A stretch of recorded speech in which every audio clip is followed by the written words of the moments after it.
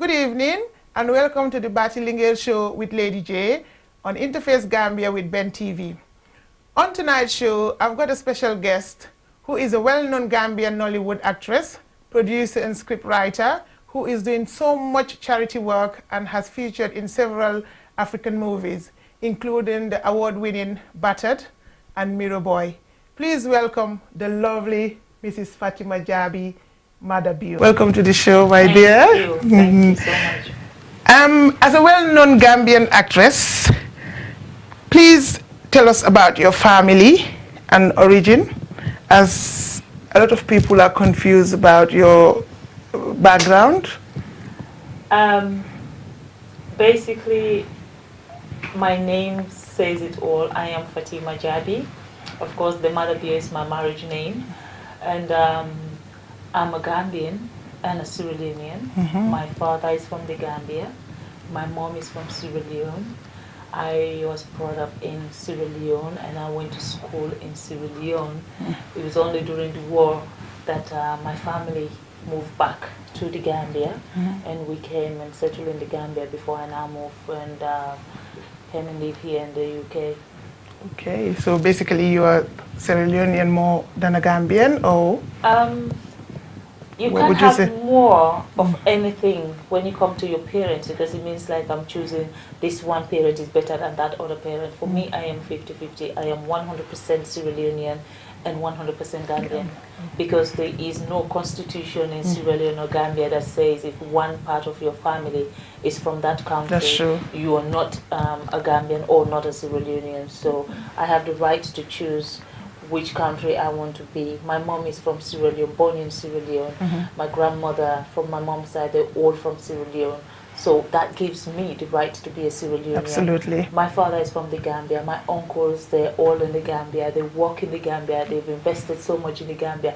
That gives me the right to be a Gambian. Oh, not just the right. We are happy to have you as a Gambian. You know, and your education-wise, I learned that you attended an Islamic school. Yeah. Is it because of religious aspects that you attended? They sent you to a Islamic school, or? No, the name of the school is called Ndure Islamic Secondary School. It's a primary and a secondary school. It's not like they teach Arabic there. Okay. They just have an Arabic name, and Arabic is just one subject you have to do.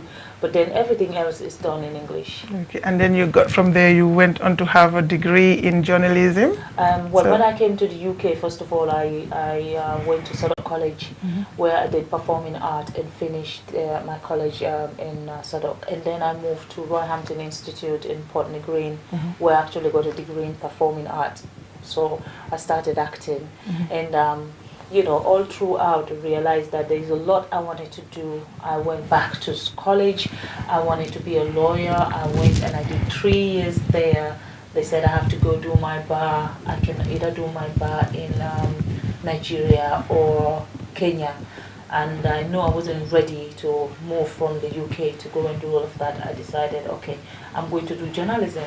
And people keep asking me, why journalism?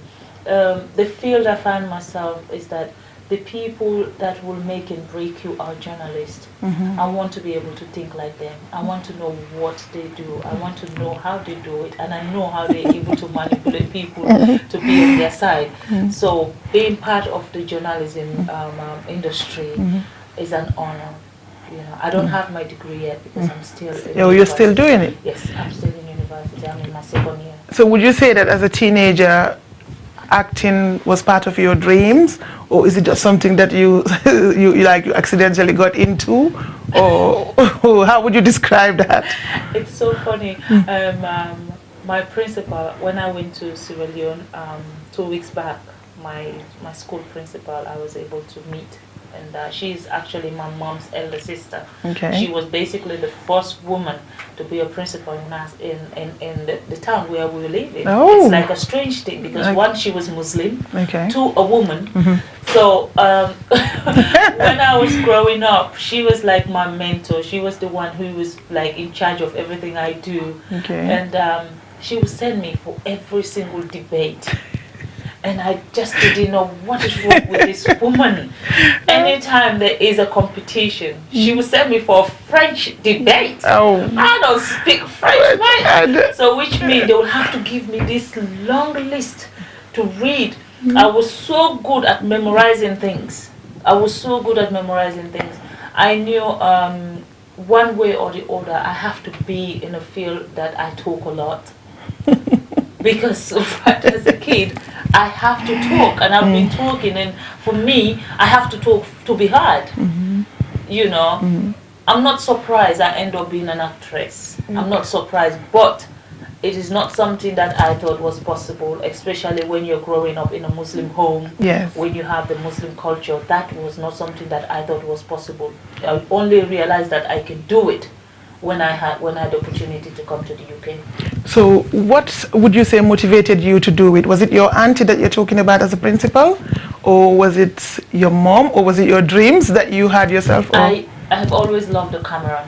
I love cameras, I love pictures, I love to be seen. You know, I don't know whether that's what it is, really. It would have been acting, or it would have been a lawyer. Anything to make me talk, I would have done. It would have been politics. So if you notice, all the things I do, it's like from the acting to the law to the politics, because I talk. You talk a lot. You know, Okay. I love talking. So what did you say? What would you say motivated you? Your auntie, basically, or? My auntie has always been the shadow, you know, but motivation as a sense, like I said, because she was one of the only few women that had that opportunity to have the education that she had, and she was like a role model to us, you know, and I look up to her, and because she was that strict also. She's my auntie, makes life more hard for me. I know but what they're today like. I'm grateful that I had her when I really needed somebody. So really, I think my motivation comes, and the drive to achieve comes From her. She's done a great job, I believe. And so I want to talk about your road to success. Yes. Success. Yes. I know you're a very successful actress. You've done so much. You've done so many things within the period of time that we know Fatima Jabi on the screen. So how did it come to that? How was your journey? What was your journey like? Everything in life is hard. I believe when you want something, you work for it. You work hard, you focus, you know. Every day I wake up, I have a list. I need to achieve this, achieve this, achieve this. So everything I've got in life, I haven't got easy. I've always fight for what I want, to get what I want and achieve what I want. So it's not like, oh, it's an easy ride, I go there and get it. I fight for everything. And I'm still fighting. And for me, I don't think I'm successful. I don't see myself as a successful person. I just see myself as a contributor. That's all. Really. But you know, why I'm asking you your road to success is, how did it come to happen that you end up in Nollywood? Is it somebody saw you on the screen, or somebody saw you on the road? You know, like we hear these stories, they say that, oh, they saw me acting somewhere, or I was somewhere in a restaurant. So what was your story? My story is so unique because when I finished my degree in performing art at Roehampton Institute, I first of all went straight into British acting, which is on stage, which I was doing at the Young Vic Theatre then. I was with the Arabian Nights Company. And my brother died in the Gambia from meningitis. So that just changed everything. And I didn't want to act anymore because I was so angry. I wanted to do something. I wanted to help everybody that have meningitis in the world, you know. So I just stopped. I was doing the modeling. I used to advertise for Marks and Spencer. I was doing all their swimwears for them, you know. But I stopped everything. I went to the Gambia, put myself, my energy on anything that is a charitable work. Call Fatima, I'll be there. But then when I came back, at this point I was married to Seifo Soli. I came back to London when he signed to play for Preston Attend. I met a friend called Obi Emelonye, who is basically one of the best directors right now in the industry. We were just friends, like family friends. But then he realized that I actually studied performing art, but then because of the marriage and all of that, I'm not able to practice anymore. And he told me, I have a film for you if you can do it. I thought, yeah, you're right. And he said, no, really. So he sent me, first of all, he sent me a script. The script was called The Messenger. I read the script, I loved the script, and I'm like, how can I do this? You know, I went to my then husband and say, hey, I wanted to do this film, what do you think, blah, blah, blah. And then he went to me, in Mandinka, Ntema actress futu. And I died. Like, this is Ntema actress futu, meaning I didn't marry an actress. I didn't marry an actress, yes, yeah. So which means he wasn't going to support me. And I'm thinking, I've put all my career on hold for you. Because of your football career, I follow you all around the world. You know, we were in Saudi Arabia, I can't work because of the language, I don't speak Arabic.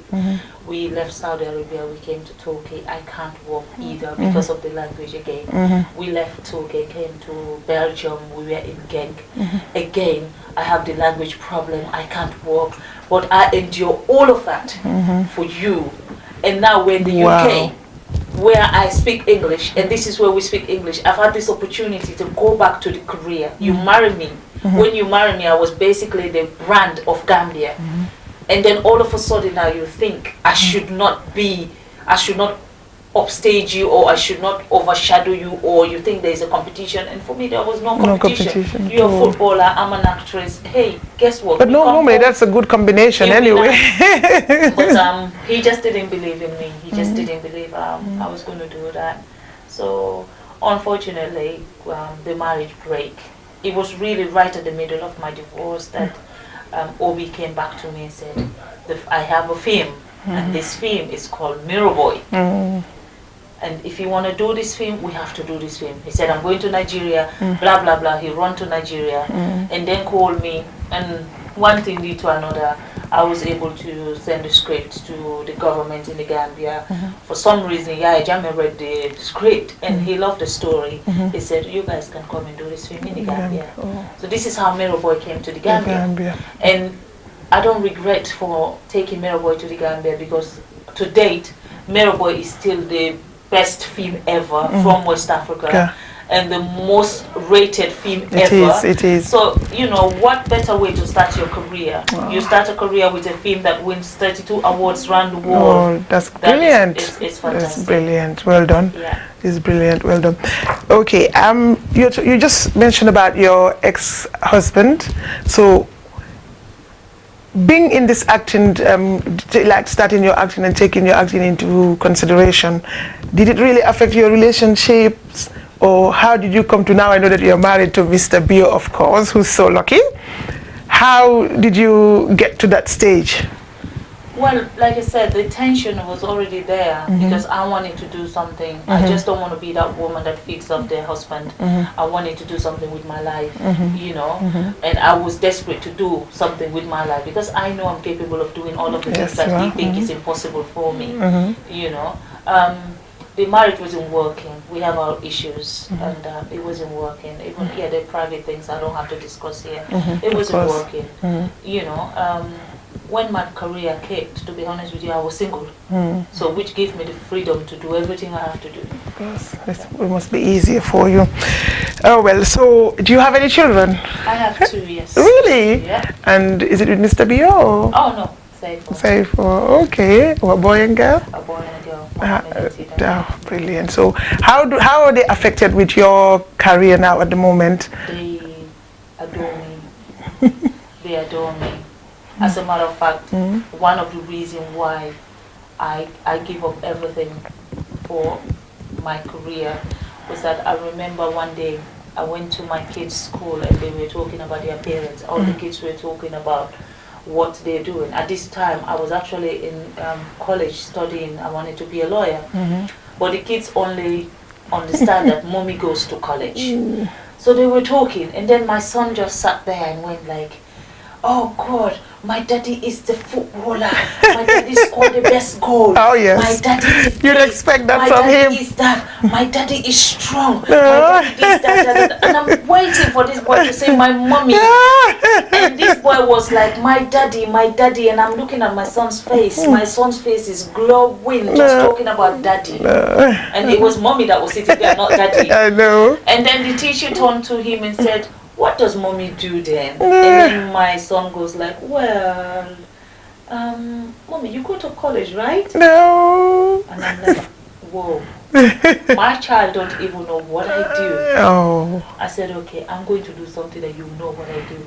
Today, my child, when he talk in front of assembly, when he talk in class and everything, he talk about my mommy has just won the best actress. Oh, that's my brilliant. mommy is this, my mommy. I'm like, hey. Oh. Yes. Bless him. I think my son actually knocked something in me that day. Yeah. And I had to do They do something tend to about do it. that, kids, you know, they're so smart. You know, so at this stage in life, what would you say is impossible for you to give up? Impossible for me to give up. That is a very strange question. No one has asked me what is impossible. In life, nothing is impossible unless you make it impossible. What I mean impossible is like your marriage, your kids. I'm just trying to say your marriage, your kids, your career. If you were like put in the spot and say, okay, you need to give up one of those. I cannot give up any. What would put me through that, please? I cannot give up. I cannot give up anything. Or like my kids are they treasure to me. They are my life. I love my children. I love them to a point where it's like a disease to me. My kids are everything. My career is who I am today. I have to work. I work hard to get to where I am. So I cannot give up my career because it takes a hard work and a lot of time and energy and effort to get to the point where I am. And I am now married. I feel lucky. I am married to the most generous man in the world, and it's not every day you're married to somebody called Mother Bio. No. So there is no competition when you come to Mother Bio in Fatima. Like, I'm blind. I don't see another man. The only other man I see is my son. So, you know, I don't see the reason why I would even think about no, Mother Bio, no. I can't. No, these are the things that cements my life right now. I cannot give up them. No. It's very strange hearing from a strong woman like you with your career expressing your love like this. So it's not every day you actually do love love someone. You know, people. Again, as a Muslim woman, we have a culture where you have to be married. So some people will go into a marriage not because they're in love with their marriage. They're doing it because they have to please their family or because they have to uphold their culture as a woman, as a Muslim woman.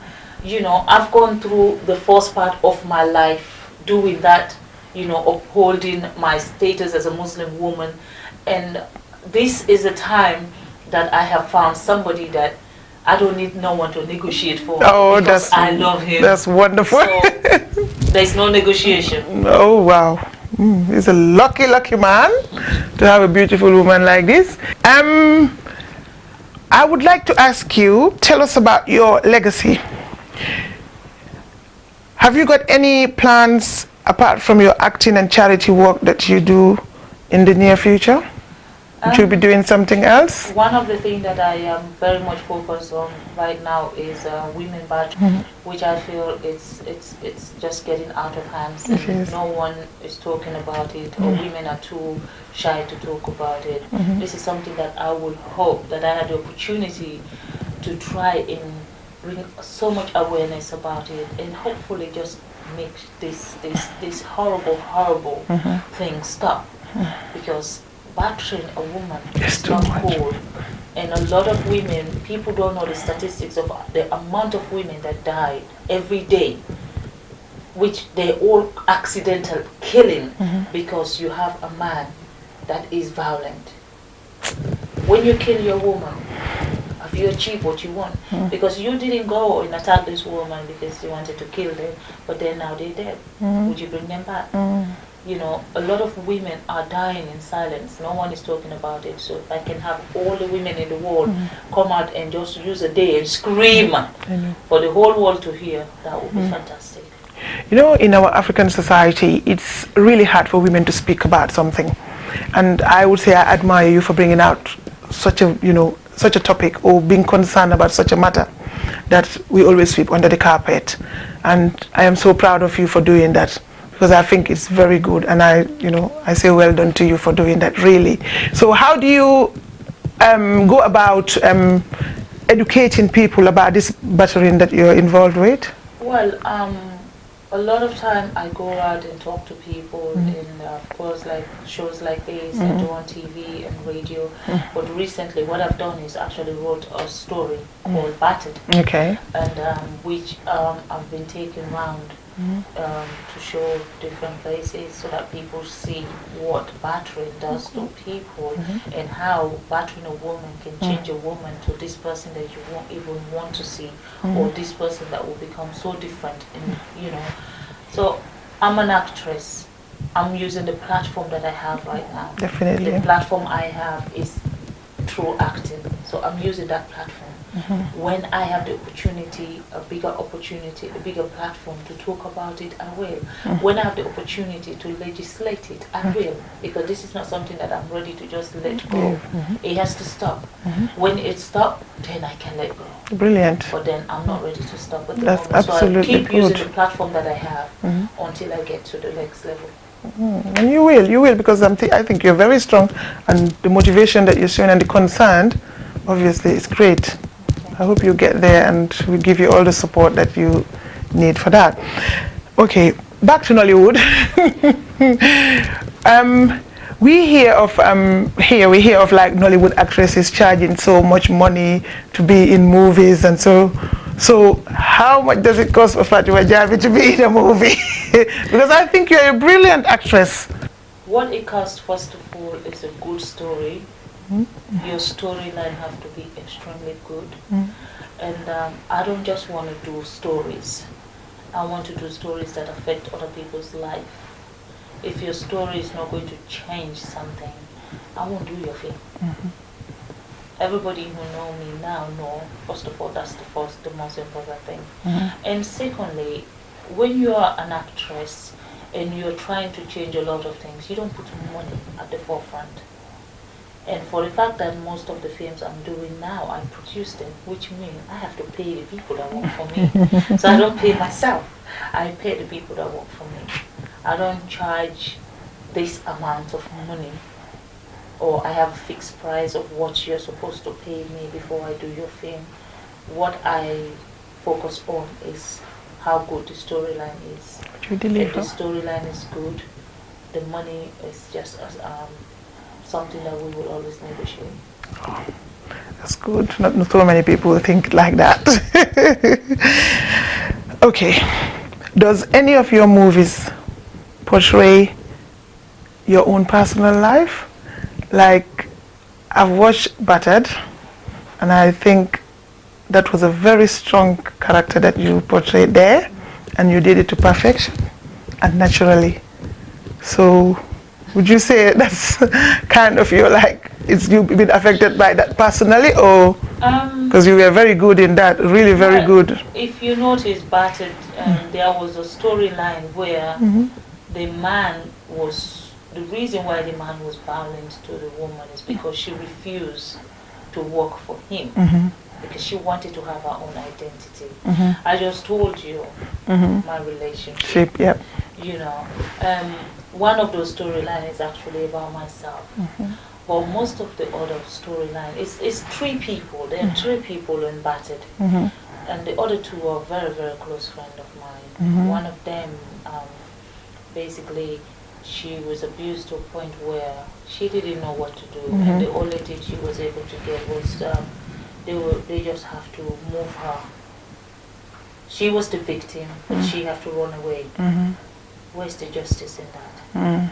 You know. And the other lady, her story was so dark, and because you're doing cinema, you cannot put everything that happened. When the raping side of the film is basically another friend. Who, you know, when she was telling me her story, she was practically pregnant, and worst of all, her mom was sleeping with her husband. The husband.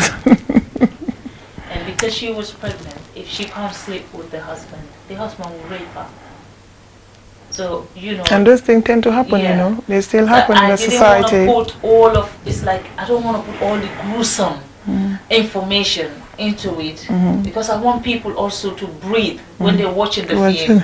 You don't want, like, from this one, like, oh my God, oh no, oh God, no, you know. So I tend to, and because again the film has to be just 1 hour 20 minutes, you can't put everything. But if I am to put all the information that I was able to gather and put together, to put battered together, a lot of women, if there was a man sitting next to them, they would break that man's head. I know. It's quite moving, that movie. And I know when you're like shooting these movies and stuff, you go into places like you call it location, and I know you spend lots of time there and away from your family. So how does it affect your relationship? Well, like I said, I have been single, and I am now married.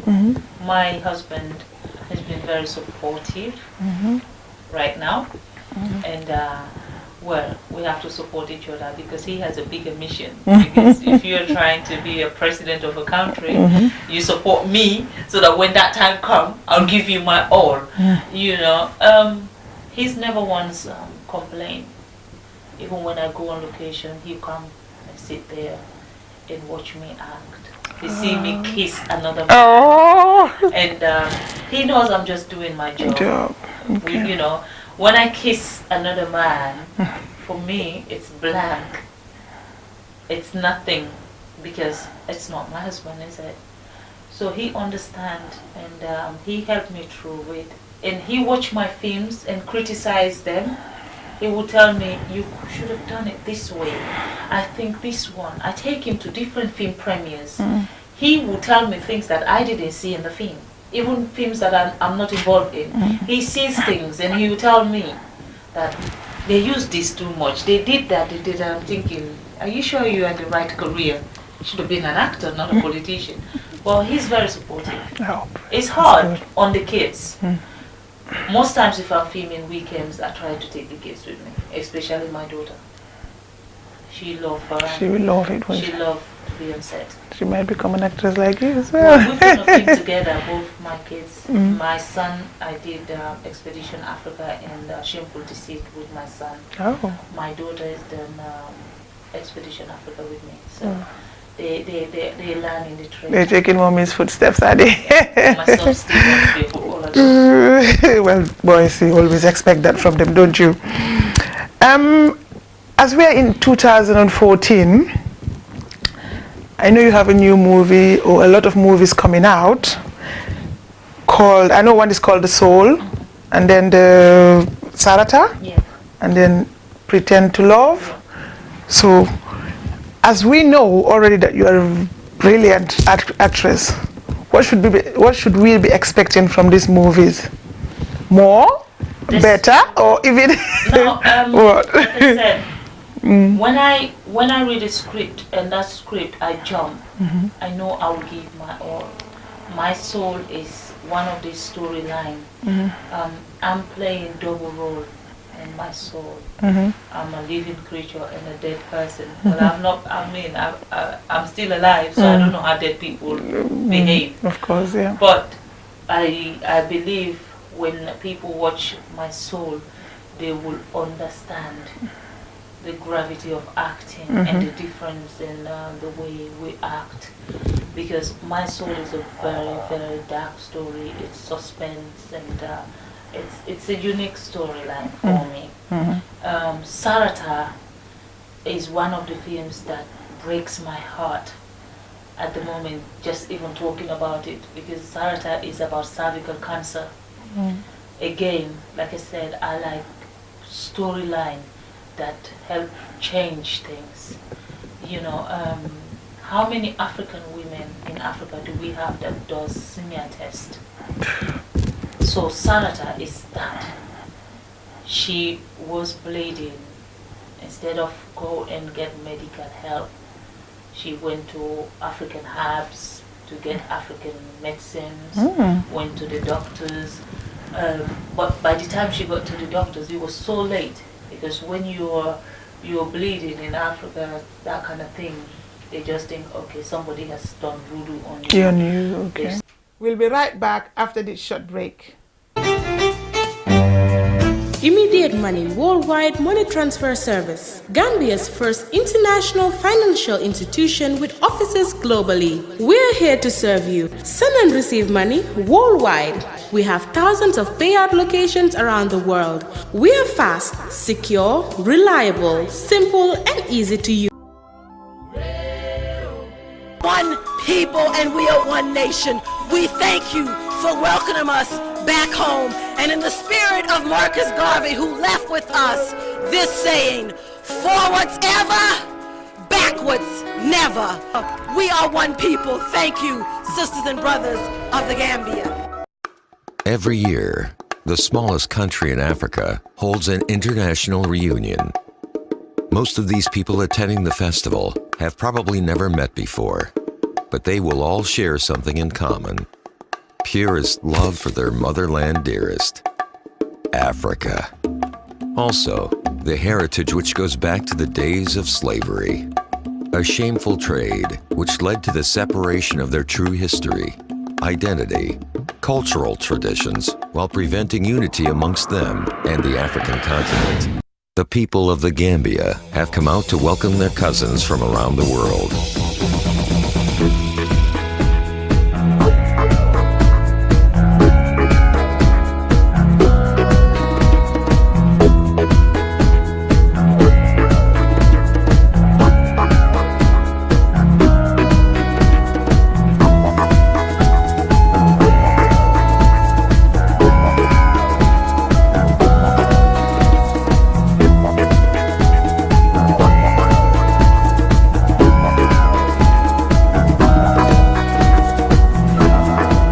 This is what brought these people more than 5,000 miles across the world.